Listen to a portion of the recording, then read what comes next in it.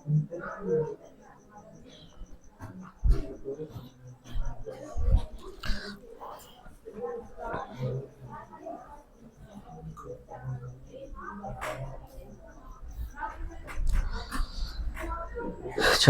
आज अपन लोग पता है सबसे पहले देखते हैं एज सून एज की जगह में नो सूनर देन का प्रयोग। ठीक है,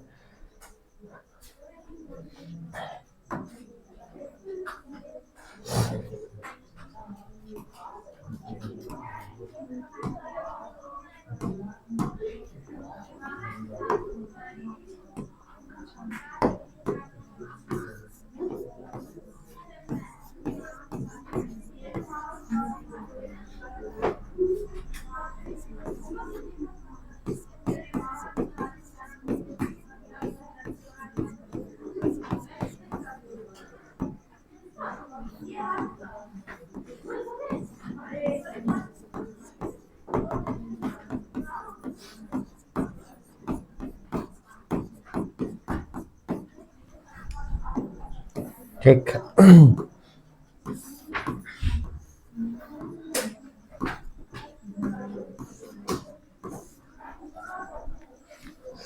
एज सून एज की जगह पर नो सूनर देन का प्रयोग। ठीक है, हाँ अब इसका प्रयोग करने से पहले पता है एक चीज हमसे बननी चाहिए, किसी भी सेंटेंस का इंटेरोगेटिव बनना चाहिए। समझ गए हम क्या बोले, क्या बनना चाहिए, किसी भी सेंटेंस का इंटेरोगेटिव बनना चाहिए। मतलब कि देखो सेंटेंस 4 प्रकार के होते हैं, अफर्मेटिव, नेगेटिव, इंटेरोगेटिव और नेगेटिव इंटेरोगेटिव। ठीक है, तो किसी का भी सेंटेंस का क्या बनना चाहिए, हमसे इंटेरोगेटिव सेंटेंस बनना चाहिए। क्लियर हो मैंने क्या कहा। देखो तो पहले हम वही सीख लेते हैं कि अपन इंटेरोगेटिव सेंटेंस बनाना सीख लेते हैं। तो इंटेरोगेटिव सेंटेंस अगर हम देखें,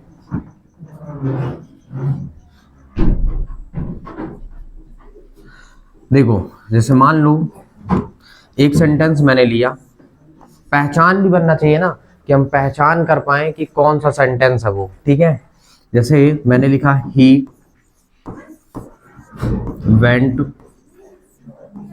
आउट। ठीक है, वो बाहर गया। ठीक ना, मैंने क्या कहा, वो बाहर गया।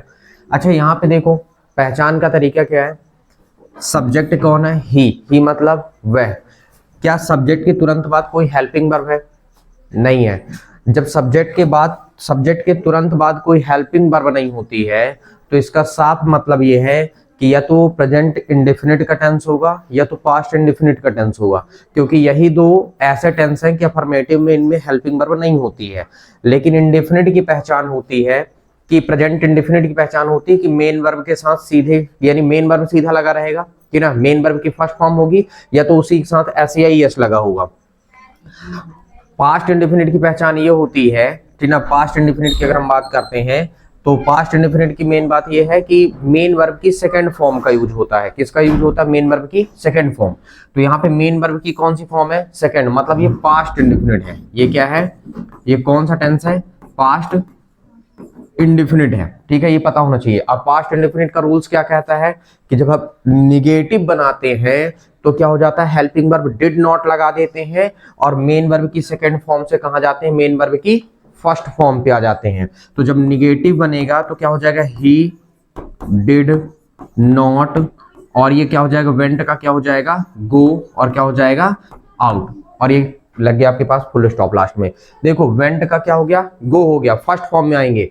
क्यों क्योंकि यहां पे तुम्हारे पास क्या दिया गया है, जैसे क्या हुआ, गो वेंट, ये सेकंड फॉर्म है, ये क्या है, सेकंड, और ये क्या है, फर्स्ट फॉर्म है। ठीक है, तो आपको पता होना चाहिए, ठीक ना। तो गो वेंट गॉन, ठीक है, फर्स्ट सेकंड और थर्ड फॉर्म पता होना चाहिए। तो यहाँ पे ये सेकंड फॉर्म से हम कहाँ आ गए, फर्स्ट फॉर्म में, और हेल्पिंग वर्ब हमने क्या जोड़ दिया, डिड नॉट। अच्छा ये तो हमारे पास निगेटिव हो गया। इंटेरोगेटिव जब हम बनाएंगे तो क्या उठा कर रख देंगे सामने, डिड, ठीक, और नॉट हट जाता है और क्या हो गया, डिड ही, और क्या हुआ, गो, और क्या हो गया, आउट, और लास्ट में क्वेश्चन मार्क। ये पता होना चाहिए, मतलब हमें किसी भी सेंटेंस का इंटेरोगेटिव बनाते पहले बनना चाहिए। ठीक है, अगर हम किसी भी सेंटेंस को पहचान कर पाए, देखो इंटेरोगेटिव में नॉट वर्ड नहीं होता है, ठीक ना, नॉट जो है वो नहीं रहेगा, लेकिन निगेटिव इंटेरोगेटिव में नॉट आ जाता है। ठीक है, तो जैसे मान लो अगर हम सपोज दैट निगेटिव इंटेरोगेटिव बनाएं तो क्या हो जाएगा फिर इस केस में, डिड ही नॉट गो और क्या हुआ, आउट और क्वेश्चन मार्क। आई बात समझ में। तो हम किसका प्रयोग देख रहे हैं, एज सून एज के स्थान पर हम नो सूनर देन का प्रयोग देख रहे हैं। तो मेरे हिसाब से आपको समझ में आ गया होगा कि हम किसी भी सेंटेंस का इंटेरोगेटिव कैसे बनाएंगे। हेल्पिंग वर्ब उठा के सीधे सीधे सामने रख देते हैं और कोई काम नहीं रहता है, ठीक है। और थोड़ी से कुछ में ध्यान रखना, कुछ क्या सिर्फ दो में ही ध्यान रखना है, ठीक है। कि अगर पहला वाला होगा तो ऐसे ही हटाते हैं प्रेजेंट इंडेफिनिट से और सीधे सीधे हम मेन वर्ब की फर्स्ट फॉर्म में लगे रहने देते हैं, और इसमें सेकंड फॉर्म से कहां जंप कर जाते हैं, फर्स्ट फॉर्म पे आ जाते हैं, ठीक। तो चलिए देखते हैं, देखना। सबसे पहली चीज ये कि पता है सेंटेंस में दो खंड प्रेजेंट होंगे, ठीक है। सेंटेंस में कितने खंड रहेंगे, दो खंड दिए जाएंगे, ठीक। दिए गए सेंटेंस में दो खंड होंगे कुल मिला के, इंट्रक्शन है ये। दिए गए सेंटेंस में दो खंड होंगे, कितने खंड होंगे, दो खंड होंगे, ठीक। अब ध्यान से सुनना है, पहले खंड में एज सून एज के स्थान पर नो सूनर लिखना है। क्या करना है, पहले खंड में एज सून एज के स्थान पर नो सूनर लिखना है। क्या करना है, ठीक, लिखना है। और उसी खंड को प्रश्नवाचक बनाए, इंटेरोगेटिव सेंटेंस बनाना है, ठीक ना। और उसी खंड को लिखने के बाद, ठीक है, और उसी खंड को इंटेरोगेटिव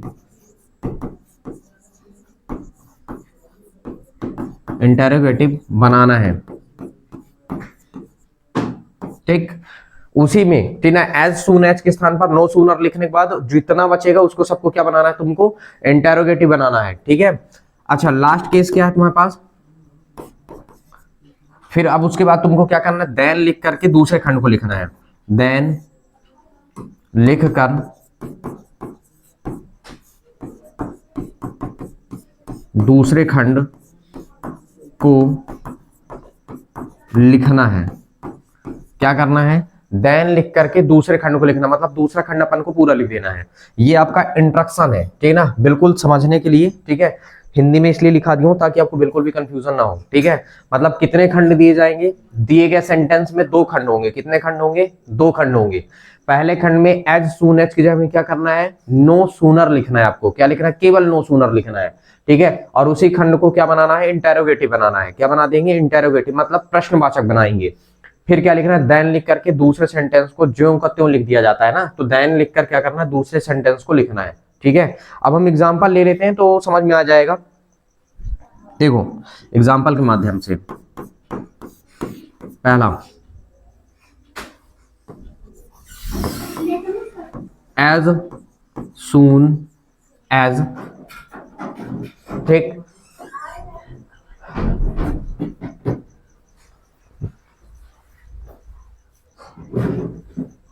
ठीक। एक एग्जांपल लिखते हैं, as soon as he went out, comma, पहला सेंटेंस, ठीक है। एज सून एज मतलब जैसे ही वह गया, ठीक है। एज सून एज का मतलब होता है जैसे ही, ठीक है। इसका मतलब क्या हुआ, as soon as he went out, जैसे ही वह गया, ठीक है। अब जैसे ही वो जाता है क्या हो गया, हिज फ्रेंड कम इन, हिज फ्रेंड कम इन, ठीक। जैसे ही वह गया उसका दोस्त आ गया, ठीक। As soon as he went out, जैसे ही वो गया, ठीक ना, हिज फ्रेंड कम इन, उसका दोस्त क्या हो गया, आ गया, ठीक है। होता ना कि कोई इंतजार कर रहा है, जैसे ही वो चला गया कि उसका दोस्त क्या हो गया, आ गया, ठीक है। तो ये क्या है, एग्जांपल है। अब इसके जगह में क्या करना है, एज सून एज की जगह में क्या करना है, आपको क्या लगाना है, नो सूनर देन का प्रयोग करना है, ठीक है। तो देखो क्या बताया था मैं इंस्ट्रक्शन कि दो क्या है, दिए गए सेंटेंस में दो खंड होंगे। देखो कॉमा लगा है ना, तो ये पहला खंड है और ये दूसरा खंड है। पहले खंड में एज सून एज की जगह में नो सूनर लिखना है, ठीक है, और उसी खंड को इंटेरोगेटिव बनाना है। क्या बनाना है? इंटेरोगेटिव बनाना है। फिर देन लिखकर दूसरे सेंटेंस को पूरा लिख देना है, कॉमा हट जाता है उस केस में फिर, ठीक है। तो देखो अब हम इसका लिख रहे हैं आंसर। मैंने क्या कहा था कि एज सून एज की जगह में नो सूनर लगाना है, तो हमने क्या किया, नो सूनर का यूज हमने कर दिया।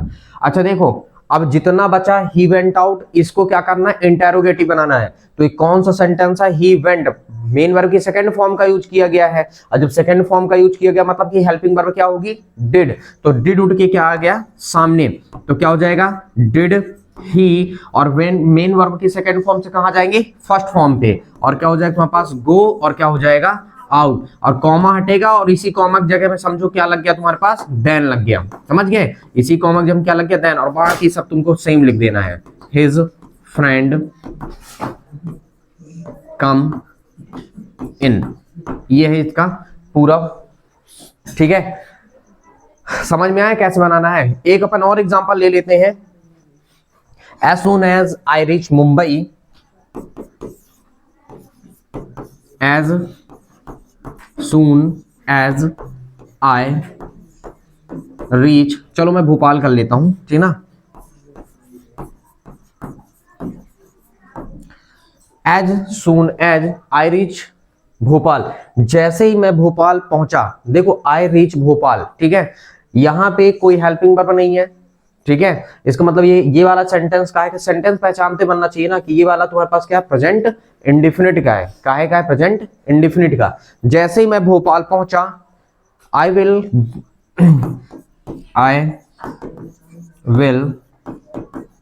गिव यू अ कॉल,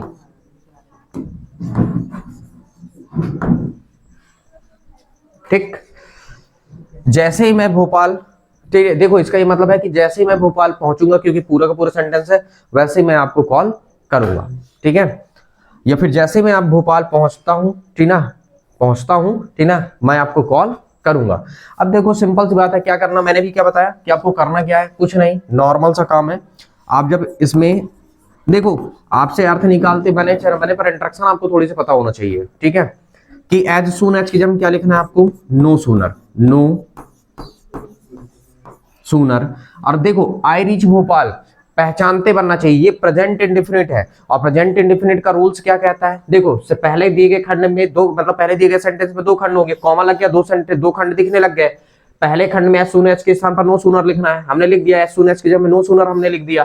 फिर क्या बोला है, उसी खंड को इंटरोगेटिव बनाना है, तो ये वाला खंड जो है आई रीच भोपाल, तो दिमाग लगाओ, अगर क्या है अपने पास, ये इंडिफिनिट का प्रेजेंट इंडिफिनिट, तो मैं भोपाल नहीं जाऊंगा, नहीं पहुंचता हूं, ठीक है, तो इसका मतलब क्या हुआ, I do not reach Bhopal. फिर डू उठ के क्या हो जाएगा, सामने आएगा, तो डू हमने क्या किया, उठा के सामने रख लिया, तो डू आई रीच भोपाल। फिर इस कॉमा जब हम समझो कि क्या लग गया, देन, और उसके बाद क्या हो गया, पूरा same, I will give you a call, ये जैसे मैं भोपाल पहुंचता हूं, ठीक है, मैं आपको कॉल करूंगा।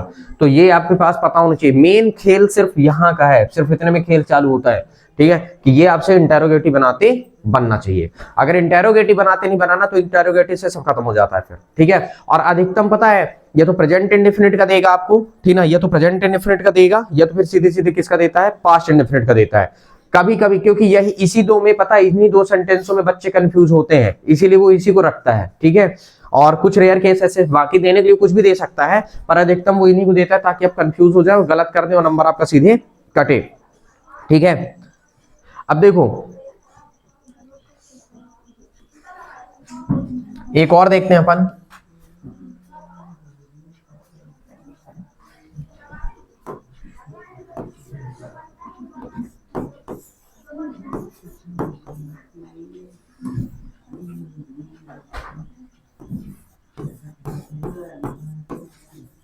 एक और एग्जांपल मैं उठाता हूं, ठीक है। As soon as I took bath,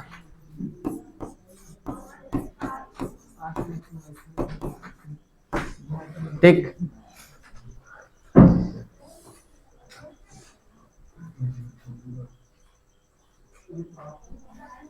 the sun rose, the sun rose. ठीक, जैसे ही मैं नहाया, ठीक है, सूरज क्या हुआ, उगा। ठीक है, अब देखो क्या हुआ तुम्हारे पास, एज सून एज के स्थान पर क्या लगाना है आपको, एज सून एज के स्थान पे आपको क्या लगाना है, नो सूनर। तो देखो इतने के स्थान पे तो आपने नो सूनर लगा लिया, सॉरी। अच्छा देखो, आई टुक, टेक का सेकंड फॉर्म है टुक। ठीक है, तो इसका मतलब कि हेल्पिंग वर्ब क्या होगी, डिड नॉट। तो डिड उठ के कहां जाएगा, सामने। तो क्या होगा तुम्हारे पास, डिड आई, और टुक का क्या हो जाएगा, टेक हो जाएगा। क्योंकि यहां पे अगर टेक, टुक, टेकन, ठीक है, तो इस केस में क्या हो जाएगा, टुक का मेन कहां आ जाएगा तुम्हारे पास, मेन वर्ब में आ जाएंगे ना, मेन फर्स्ट फॉर्म में आ जाएंगे, सेकंड फॉर्म से कहां गए, फर्स्ट फॉर्म पे। और उसके बाद तुम्हारे पास क्या हो जाएगा, ये बाकी सब सेम रहेगा, कॉमा हटा के हमको क्या लिखना होगा, देन लिखना होगा, और सेकंड वाला पूरा सेम हूबहू लिख लेना है। बस इतना सा काम है। आई बात समझ में। देखो करने का तरीका यही है, बाकी आपके पास 2-3 एग्जांपल मैंने रख दिया है। ठीक है, बाकी अगर आपके पास एग्जांपल आते हैं तो फिर आपसे बनाते बनना चाहिए। ठीक है, तो यही है तुम्हारे पास एज सून एज के स्थान पर नो सूनर देन का प्रयोग। ठीक है, इसी तरह करना भी आया है, लिखिए।